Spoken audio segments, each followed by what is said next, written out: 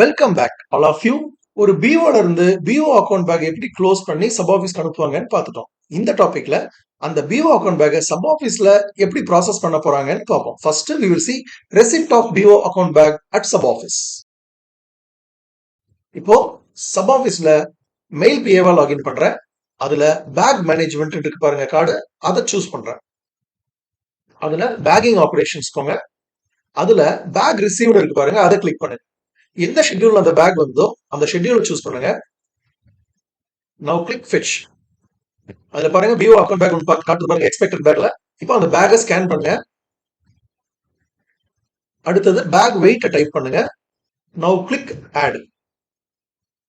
இப்போ அந்த PO bag expected பேக்ல இருந்து ஸ்கேன் பேக் மூவ் ஆயிடுச்சு. Now click receive bag. இப்போ PO bag is received at SO. இந்த பேக்கை யார் ஓபன் பண்ண போறாங்கன்னா சப் அக்கௌண்ட் பிஏ ஓபன் பண்ண போறாரு. Now we are going to see opening of BO account bag at sub office by sub accounts PA. இப்போ sub account PA login இருக்க, click sub accounts card. அதுல BO slips and bag அப்படின்னு ஒரு card இருக்கு பாருங்க, அதை click பண்ணுங்க. அதுல open BO bag இருக்கா, அதை கிளிக் பண்ணுங்க. இதுல எந்த BO இருந்தாலும் பேக் வந்திருக்கோ அது உங்களுக்கு லைனா காட்டுது. அதுல choose the particular BO.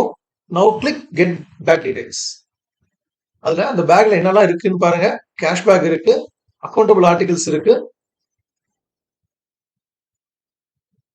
Cash bag weight காட்டுறாங்க, வெயிட் செக் பண்ணிக்கோங்க.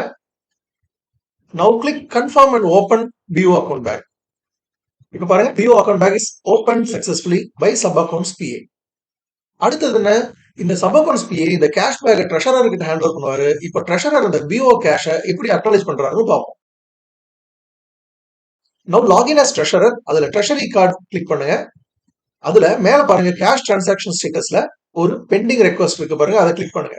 பாருங்க எந்த பிஓல இருந்து கேஷ் வந்திருக்கோ அது கேஷ் காட்டுது. Now click process. Now click confirm to receive the cash from PO.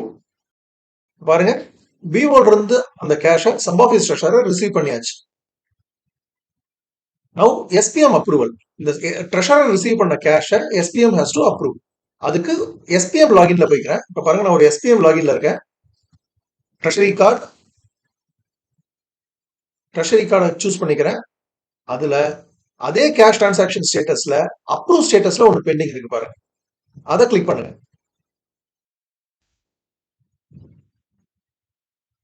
இப்ப பாருங்க ட்ரெஷரர் அப்ரூவ் பண்ண ரெக்வஸ்ட் நிக்குது. Click approve. Click confirm. Now the cash is received at sub office. Thank you.